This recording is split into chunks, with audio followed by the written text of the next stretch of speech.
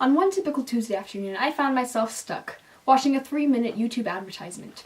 Before I could convince myself that I was uninterested, this ad, of course, caught my attention.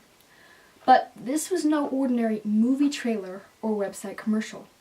This ad was a statement of political beliefs. It depicted young teenage girls making comments about how emojis today are rather sexist due to the lack of girl emojis. They took notice that girl emojis only include things like getting your hair cut, painting your nails, or getting a massage. One teen stated, "There are no girls in the profession emojis, unless you count being a bride, a profession." Another teen stated, "I've got biking, rock climbing, playing basketball. None of the girls are doing these." And finally, the most influential quote, "Girls love emojis, but there aren't enough emojis to say what girls do. That's just how things are." Now, notice here that these are not clever politicians, noted Hollywood stars, or even college geniuses. These are average teenage girls discussing the simple inequalities in life. Whether we want to admit it or not, we are teaching the next generation of youth what it really takes to be a feminist. Hillary Clinton, Jennifer Lawrence, and even Cecile Richards are great feminine figures that these girls look up to and that they continue to look up to regardless, or in most cases, because of their feminist beliefs. The Merriam-Webster Dictionary defines feminism as a belief that men and women should have equal rights and opportunities. Equal rights and opportunities is something we all strive for. It's something these great female leaders strive for, and it's something we're teaching the next generation of youth to strive for. In fact, many feminists will solidify their belief in freedom and equality through linking it back to the beliefs of the women of the 1900s when it was finally made legal for women to vote.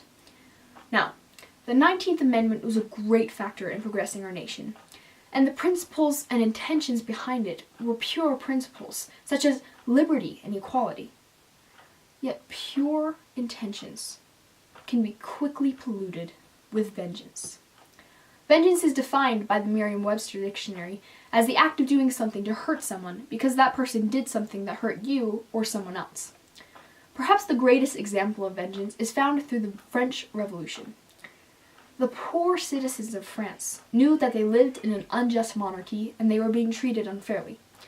A revolution evolved, and its purpose? To overthrow King Louis XVI and to restore liberty, equality, and fraternity. Patriots, you could call these younger revolutionaries. They were the youth with a bright vision of hope for their country. Their ideals were clear, and their intentions were pure.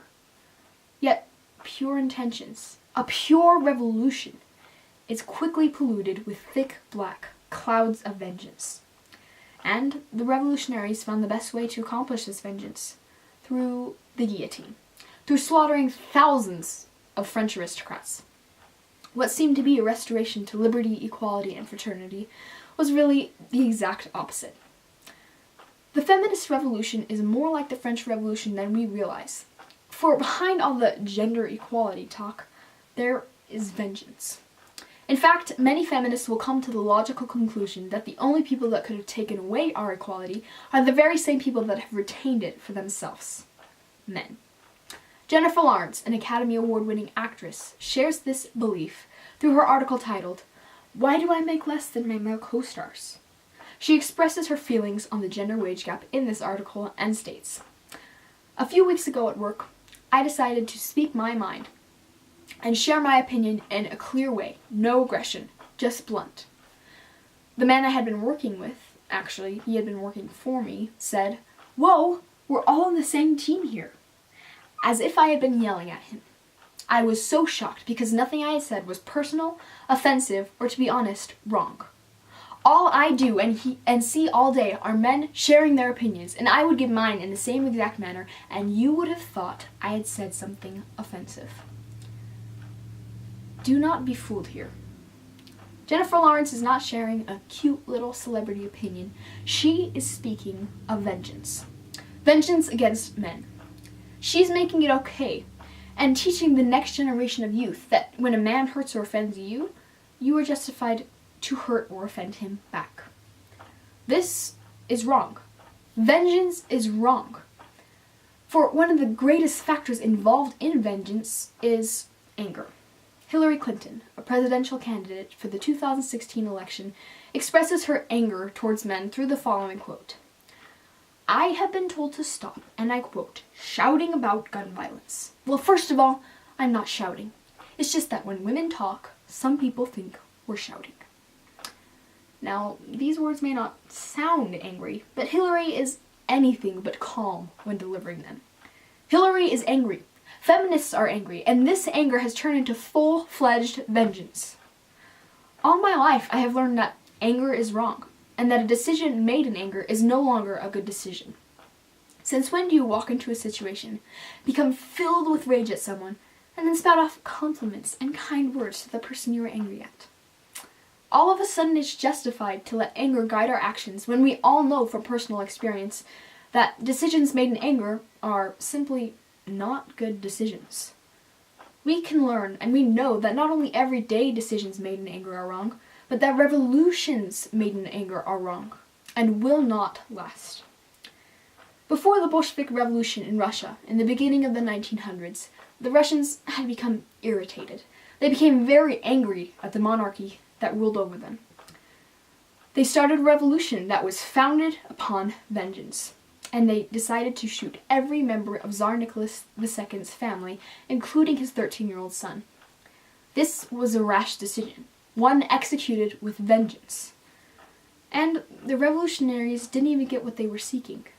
For these revolutionaries imagined a Russia in which they didn't have to fight for the food on their table, a Russia in which they didn't have to starve and freeze to death on a daily basis. But just as in the French Revolution, the Russians their freedom for an oppressive monarchy did not last. Vladimir Lenin became the new tyrant, and Russia continued in oppression and poverty. Revolutions made in anger do not last. A stark contrast to the Bolshevik Revolution is the American Revolution. The difference is that the American Revolution lasted and the Bolshevik did not. For today, we still have the Constitution. Our country is still founded upon beliefs of freedom and liberty. And this is because our founding fathers did not found our nation upon vengeance. We did not found our nation upon the belief that we should inflict harm upon England. In fact, we wish to be totally absolved from anything and everything that concerned England and its form of government. The Feminist Revolution is not at all similar to the American Revolution, for it has been clouded with hate, polluted with vengeance, and twisted with anger. What the feminists promote is not equality, it is slavery. Their pure and true intentions are no longer pure and true, for we have found the vengeance that is within them. Even a simple ad about biased emojis, a short article about the gender wage gap, or a quote by Hillary Clinton.